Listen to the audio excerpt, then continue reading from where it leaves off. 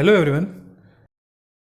In previous class, I taught you about the reactions of metal with oxygen, reactions of metal with water, reactions of metal with acids, and reactions of metal with bases. In today's class, I will teach you the same about non-metals. As it is written, reactions of non-metal with oxygen, reactions of non-metal with water, reactions of non-metal with acids, and reactions of non-metal with bases. With that, we have two more topics: displacement reactions in metal, uses of metal and non-metal. तो हमारा पहला topic है इस class का reactions of non metal with oxygen. जैसा कि मैंने आपको प्रीवियस क्लास में बताया था कि हम सिर्फ ये पढ़ने वाले हैं या फिर ये पढ़ रहे हैं कि रिएक्शन होने पे हमको प्रोडक्ट क्या मिल रहा है। जब नॉन मेटल ऑक्सीजन के साथ रिएक्ट कर रहा है तो हमको प्रोडक्ट क्या मिल रहा है वो हम पढ़ रहे हैं और वही हमको ध्यान में रखना है। जैसे नॉन मेटल ऑक्सीजन के साथ रिएक्ट करेगा तो हमको क्या मिलेगा, नॉन मेटेलिक ऑक्साइड मिलेगा।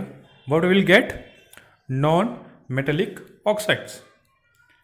उसका जो नेचर होगा वो एसिडिक होगा,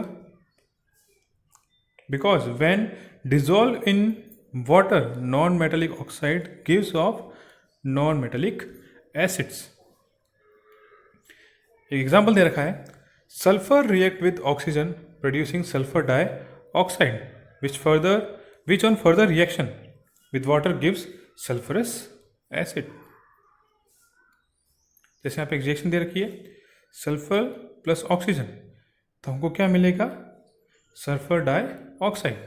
और इस सल्फर डाइऑक्साइड को अगर हम वाटर के साथ रिएक्ट करते हैं तो हमको मिलेगा sulphurous acid. Got it. Next है reactions of non metal with water. Non metal do not react with water. Non metal जो है वाटर के साथ रिएक्ट नहीं करते, लेकिन ये एयर के साथ बहुत ही ज़्यादा या फिर एयर में बहुत ही ज़्यादा रिएक्टिव होते हैं, इसलिए इनको वाटर में स्टोर किया जाता है। जैसे एग्जांपल है फॉस्फोरस। फॉस्फोरस एक नॉन मेटल है और अगर इसको खुले में बाहर ओपन एरिया में रखा जाए एयर के कांटेक्ट में तो ये फायर कैच कर लेता है, मतलब आग लग सकती है इसमें। इसलिए ये कंडीशन अवॉइड करने के लिए फॉस्फोरस को वाटर में रखा जाता है, जिससे कि उसका कांटेक्ट जो है ऑक्सीजन से ना हो, एटमॉस्फेरिक ऑक्सीजन से ना हो, कट ऑफ हो जाए, इसलिए उसको वाटर में रखा जाता है। Reactions of non metal with acid. अब नॉन मेटल जो है वो एसिड के साथ भी रिएक्ट नहीं करते। ऐसा होता क्यों है, क्योंकि कोई भी सब्सटेंस अगर एसिड के साथ रिएक्ट करता है तो उसको अपना इलेक्ट्रॉन जो है वो H+ आयन को डोनेट करना पड़ता है, which is produced by acids. But non metals जो होते हैं वो एक्सेप्टर ऑफ इलेक्ट्रॉन होते हैं, इलेक्ट्रॉन एक्सेप्ट करते हैं, इसलिए वो इलेक्ट्रॉन हाइड्रोजन आयन को डोनेट नहीं करेंगे। और इसका रिजल्ट ये होगा कि नॉन मेटल्स जो है वो एसिड के साथ रिएक्ट नहीं करेंगे। लेकिन हम क्योंकि साइंस पढ़ रहे हैं तो साइंस में बहुत सारे एक्सेप्शनल केस होते हैं। जैसे यहाँ पे भी एक एक्सेप्शन है, नाइट्रिक एसिड दे रखा है यहाँ पर HNO3। ये सल्फर के साथ रिएक्ट करेगा तो हमको मिलेगा H2SO4 प्लस NO2 और water. H2SO4 sulphuric acid, nitrogen dioxide plus water हमको मिलेगा। Reactions of non metal with basis. Non metal की रिएक्शन जो होती है बेसिस के साथ वो थोड़ी सी कॉम्प्लेक्स होती है। जब नॉन मेटल बेसिस के साथ रिएक्ट करते हैं तो वो क्या बनाते हैं, सॉल्ट।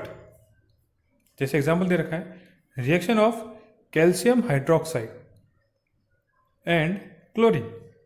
अब कैल्शियम हाइड्रोक्साइड क्या है, हमारा बेस है, और क्लोरीन जो है नॉन मेटल है।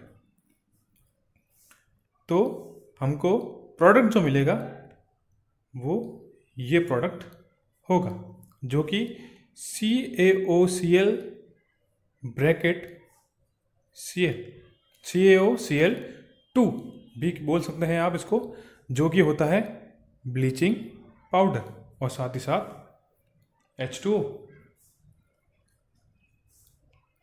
Displacement reaction in metals. Displacement reaction में क्या होगा? इन displacement reaction a more reactive metal displaces a less reactive metal. अब इसमें मेटल का ज़्यादा रिएक्टिव होना ज़रूरी है।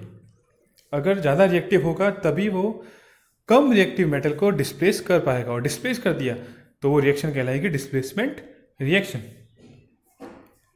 लेकिन अगर लेस रिएक्टिव मेटल है तो वो मोर रिएक्टिव मेटल को डिस्प्लेस नहीं कर पाएगा, लेकिन more reactive metal easily less reactive metal को डिस्प्लेस कर देगा, तो डिस्प्लेसमेंट रिएक्शन कंप्लीट हो जाएगी। जैसे यहाँ पे मेटल दे रखा है लेस रिएक्टिव से लेकर मोर रिएक्टिव तक इंक्रीजिंग ऑर्डर में दे रखा है,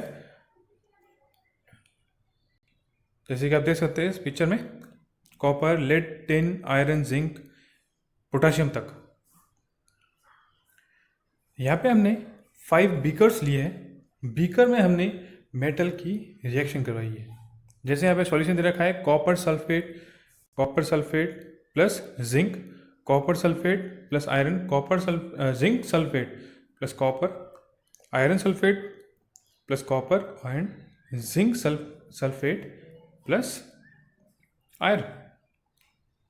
तो देखते हैं कौन कौन से बीकर में डिस्प्लेसमेंट रिएक्शन होगा। जैसे फर्स्ट और सेकंड बीकर है, उनमें कॉपर सल्फेट सॉल्यूशन है, और एक में जिंक है और एक में आयरन है। तो क्योंकि आयरन और जिंक जो है कॉपर से ज़्यादा रिएक्टिव है, मोर रिएक्टिव है, इसलिए वो दोनों कॉपर को डिस्प्लेस कर देंगे, और पहले वाले बीकर में बन जाएगा जिंक सल्फेट और दूसरे वाले में बन जाएगा आयरन सल्फेट। बाकी जो 3 बीकर है C, D और E बीकर जो है, उनमें जो मेटल है वो लेस रिएक्टिव है, तो इसलिए उनमें डिस्प्लेसमेंट रिएक्शन कंप्लीट नहीं होगा।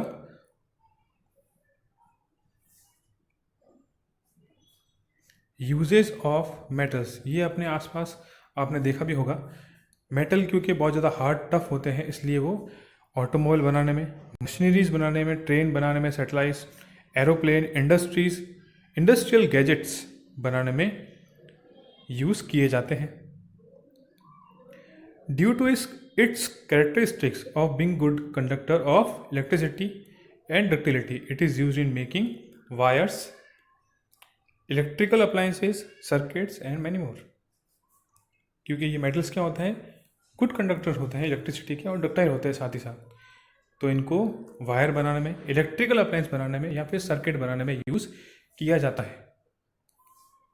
और metal good conductor of heat भी होते हैं, इसलिए इनको यूटेंसिल्स या फिर वाटर बॉयलर्स बनाने में यूज़ किया जाता है, जो कि वाटर बॉयलर्स हम घर में या फिर इंडस्ट्रीज़ में यूज़ करते हैं। यूजेज ऑफ नॉन मेटल्स हमारी बेसिक रिक्वायरमेंट है, जैसे ऑक्सीजन, नाइट्रोजन जो है वो फर्टिलाइजर में यूज़ किया जाता है for the fertility of soil, chlorine and fluorine are use for the water purification, water को प्यूरीफाई करने में क्लोरीन एंड फ्लोरीन का यूज़ किया जाता है। नॉन मेटल्स एंटीसेप्टिक बनाने में भी यूज़ किए जाते हैं, जो हम हमारे वाउंड्स पे, चोट पे लगाते हैं।